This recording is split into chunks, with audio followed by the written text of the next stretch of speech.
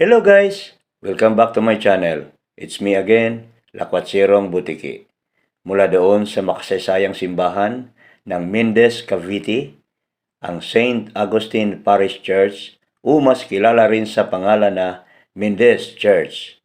Nakatawid na ang Butiki ngayon dito sa makasaysayan rin na simbahan ng Silang, Cavite, ang Diocesan Shrine and Parish of Nuestra Señora di Candelaria, o mas tanyag rin sa pangalan na Silang Church.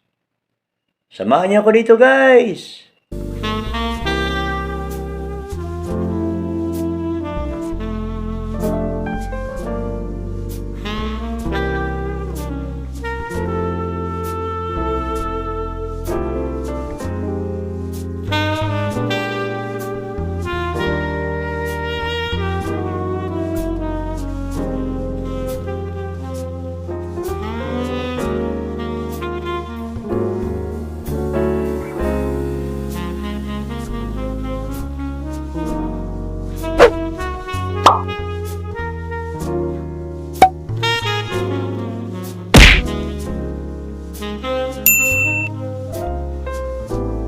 The Diocesan Shrine and Parish of Nuestra Señora de Candelaria, commonly known as the Silang Church, is a Roman Catholic parish church in the municipality of Silang in the province of Cavite, under the Roman Catholic Diocese of Imos. Its titular is the Our Lady of Candelaria, also Our Lady of Candles.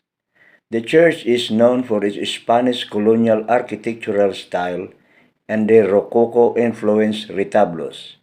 It is the oldest existing stone church in the province of Cavite, having completed in 1639. The church and retablo of the Our Lady of Candelaria Parish Church was declared a national cultural treasure by the National Museum of the Philippines on February 3, 2017.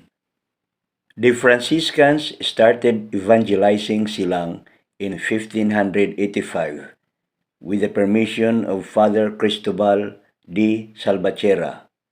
After 10 years, the parish was established on February 3, 1595. They built a small chapel made of light materials under the patronage of Saint Diego of Alcala and a small school and took charge of Silang until 1611.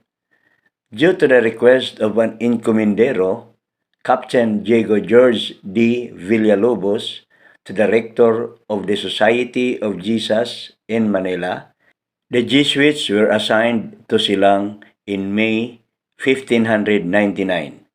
The first Jesuits in town was Father Diego Sanchez and Father Diego de Santiago.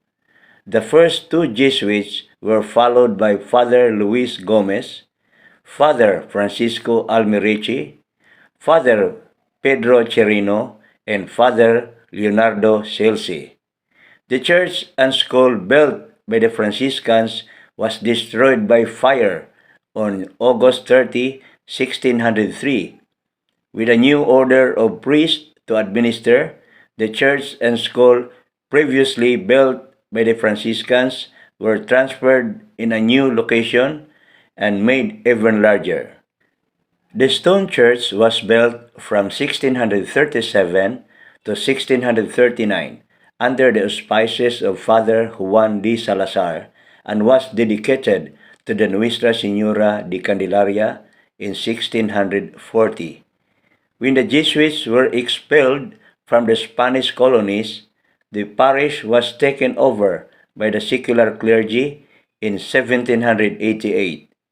The Augustinian recollects in 1849, back to the secular clergy in 1868. Congregation of the Immaculate Heart of Mary in 1910, Seculars in 1913, Columbans in 1936, and is now administered by the secular clergy since 1978.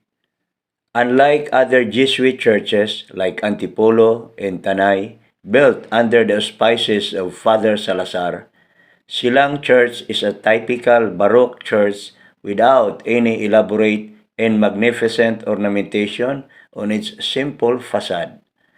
Huge stone walls were built to protect the church from bandits. Like its exterior, the interior of Silang is also simple. There are no ornamentation on its pilasters and small windows are placed high on walls. It also has a large wooden church entrance. The lack of magnificence on Silang Church was due to the death of Father Salazar in 1645, who primarily administered the church construction. In 1937, the original wooden floor was replaced by red clay tiles. Due to a fire in 1950, the ceiling was replaced 1 meter away from the original location. It has a four-story belfry connected to the main church. The first floor is four-sided while the rest of the floors are octagonal.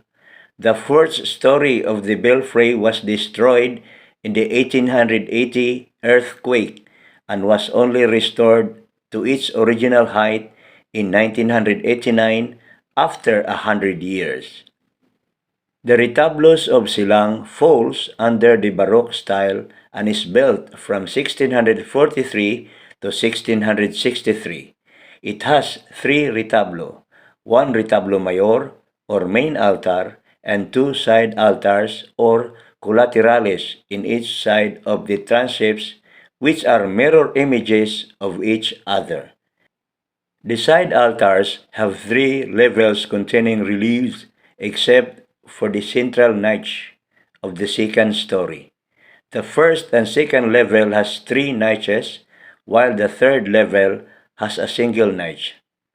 Fluted Ionic columns and Corinthian columns design the first story and the second and third stories respectively. On top of the altars are statues of angels holding shields. One of the side altar is dedicated to women saints, saints in the New Testament and martyrs. The other one was dedicated to the Jesuit saints. The presence of local styles such as plants, fruits, volutes, or circular designs and millipedes made the retablo of Silang distinct. The altar mayor is the largest and highest altar among the three altars and known reliefs depicting the story of Jesus in the life of Mary based on the mysteries of the Holy Rosary.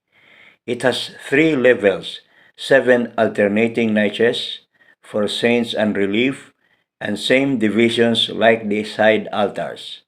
Instead of fluted Corinthian column separating the retablo sections, garlanded Corinthians and Salomonicas are used. The same local styles are also used in the main altar like fruits and flowers, including decorative motifs of foliage, angel heads, acanthus crenellations, cartouches, and empty rectangle. During the 1980s up to the early 1990s, the church had a white interior with hints of gold in the columns, niches, pediments, saints, and foliage of the retablo, which was done during the 1970s restoration by Talleres de Maximo Vicente through application of varnish. Revarnishing was done in 1989 for preservation. The original pastel color of the retablo was restored in 2002 by carefully removing layers of lacquer, modern varnish, paraffin, and soot. In 2004, the golden pillars were restored to beige with a hint of avocado green and its rush flowers to pink to complement the modern-day adobe wall cladding. Ceiling height was also restored to its original location. During the 21st century restoration, a statue of Saint Paul holding a sword located at the rightmost portion of the retablo was stolen. It was never recovered and a replica was used to replace the original statue. Andres, an NGO from Silang, discovered a box containing an image of the Blessed Virgin Mary in the mountains of Silang in 1640. Another NGO, stunned by the glory of the image, requested Andres to give it to him, and without hesitation, Andres gave it to the Indio. Later on, a tabernacle was built because of the large number of devotees.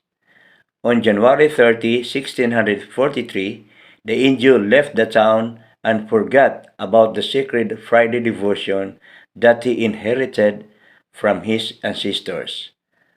Upon his return to Silang, the image was not anymore in the tabernacle. He asked for forgiveness, searched for the image, and found it. It again disappeared for 9 times over the next few years. Upon the advice of the Jesuit rector, he ordered the people to make vigil, bring the image to the church in festive mood. From then on, the image was permanently placed in the retablo of the Church of Silang. Until now, the same procession and festive mode is still celebrated in Silang from February 1 to 3 every year, that coincides with the feast of the Virgin of Candelaria every February 2.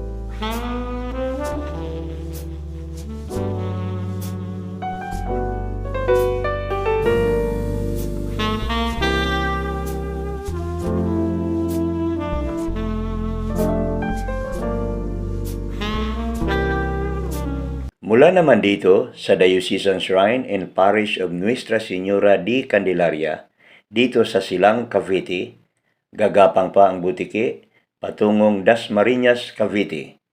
Isang makasaysayang simbahan naman ang pupuntiryahin ko doon, ang Immaculate Conception Parish Church. Umas bantog rin sa pangalan na Dasmariñas Church. Abangan niyo ako doon, guys! Bye-bye!